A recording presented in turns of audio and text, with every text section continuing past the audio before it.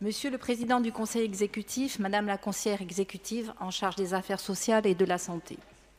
Depuis son accession aux responsabilités, notre majorité a fait de la lutte contre la précarité et de la pauvreté une priorité dans la politique menée par la collectivité de Corse.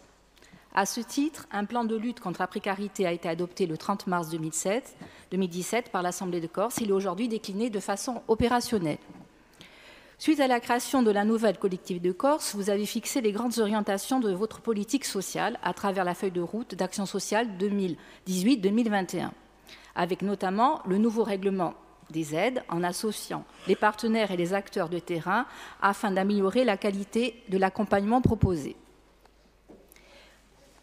Au début du mois d'avril, j'ai participé avec les services de la collectivité de Corse en charge du social au premier colloque sur l'invisibilité sociale organisé par le Centre intercommunal d'action sociale du pays ajaccien.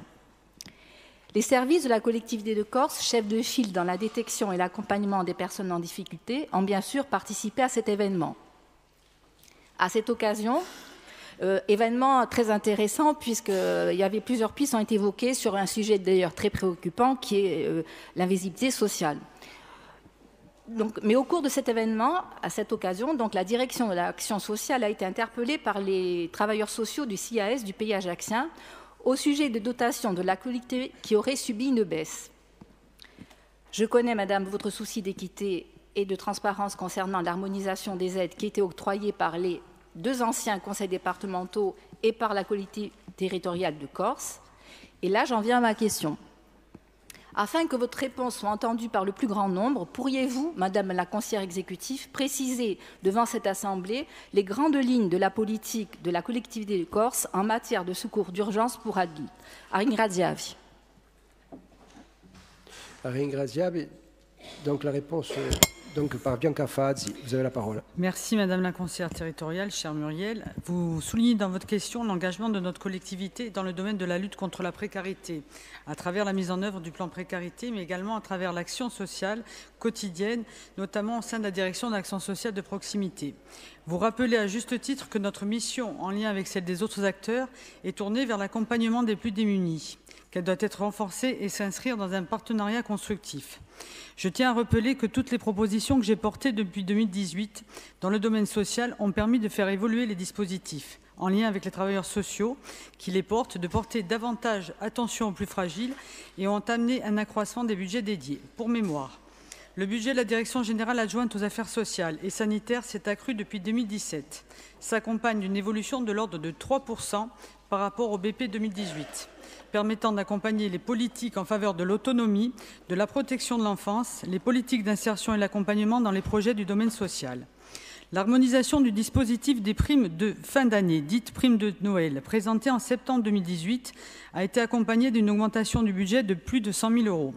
La refonte du règlement des interventions dans le domaine social, médico-social et sanitaire, présentée en février 2019, a permis l'introduction de 6 nouvelles mesures et une hausse de crédit de plus de 200 000 €.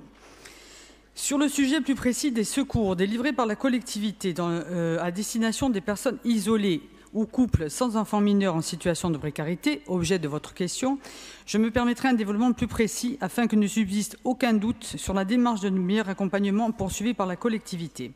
La délivrance des secours individuels relève de la politique extralégale de la collectivité qui en détermine les modalités et le niveau de versement.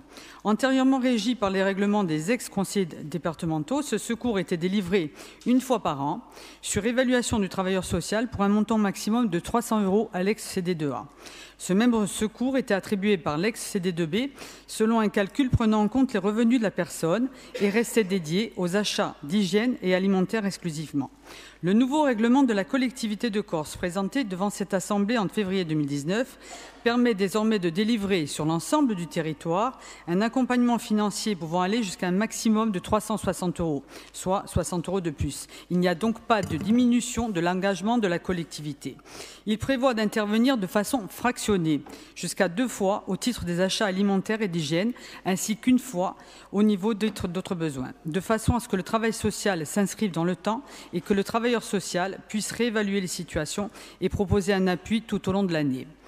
Il tient compte des revenus afin de proposer un secours au plus proche des besoins des personnes. Il intègre la possibilité pour le travailleur social d'intervenir sur des besoins exceptionnels ne relevant pas de la subsistance. Sur le plan organisationnel, le recours au chèque d'accompagnement personnalisé, sécurisé et mobilisable en urgence sur les territoires pour l'alimentaire et l'hygiène sera étendu à l'ensemble des unités territoriales. Face aux évolutions sociétales et à une précarité plurielle, les travailleurs sociaux doivent en permanence se réadapter, se réinterroger sur leurs pratiques.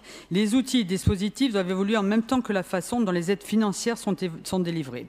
Sont ainsi en réflexion, en lien avec les équipes, la création d'un secours dévolu aux situations de rupture, accident du parcours de vie, que les aides légales ne permettent pas toujours d'accompagner et où l'aide financière extralégale prend tout son sens. Je vous remercie.